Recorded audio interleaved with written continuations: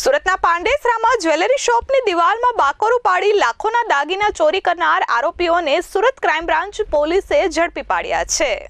સુરતના પાંડેસરા બમરોલી ખાતે આવેલ જય અંબે જ્વેલર્સની દુકાનની પાછળ દિવાલમાં બાકોરું પાડી સોના ચાંદીના દાગીના અને રોકડ રૂપિયા સહિત 1.40 લાખની મત્તાની ચોરીનો બનાવ બન્યો હતો। આ બનાવમાં ક્રાઇમ બ્રાન્ચની એન્ટી એક્સટોર્શનની ટીમ દ્વારા તપાસ હાથ ધરવામાં આવી હતી અને બાતમીના આધારે Surat railway station Sabras hotel પાસે આવેલ લંબે હનુમાન ગરનાળા પાસેથી આરોપી નંદુ લુણા ડામર, દિવાન ગુલેસિંગ ગામડ તથા મુકેશ કાલુ દોડિયારને ઝડપી પાડ્યા છે।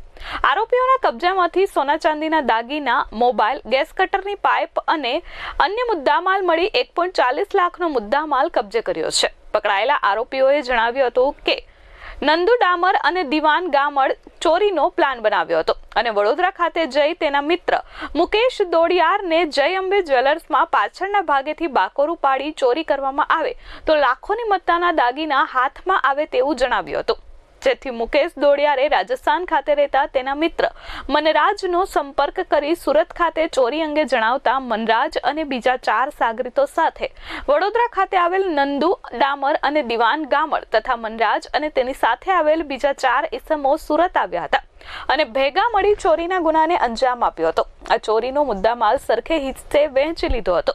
ત્યારબાદ નંદુ ડામર અને દિવાન ગામડ ગાંધીધામ અંજાર ખાતે મજૂરી કામ માટે ગયા હતા અને ત્યાં અંજાર શાતીધામ બજારમાં આવેલ ગાયત્રી જ્વેલર્સની દુકાનમાં પતરા તોડી દુકાનમાંથી સોના ચાંદીના દાગીનાની ચોરી કરી હતી। આરોપી નંદુ ડામર વિરુદ્ધ અલગ અલગ પોલીસ મથકમાં 8 ગુના નોંધાયેલા છે। હાલ પોલીસે અન્ય આરોપીઓને પકડવાના ચક્રો ગતિમાન કર્યા છે। Bureau report S24 news Surat.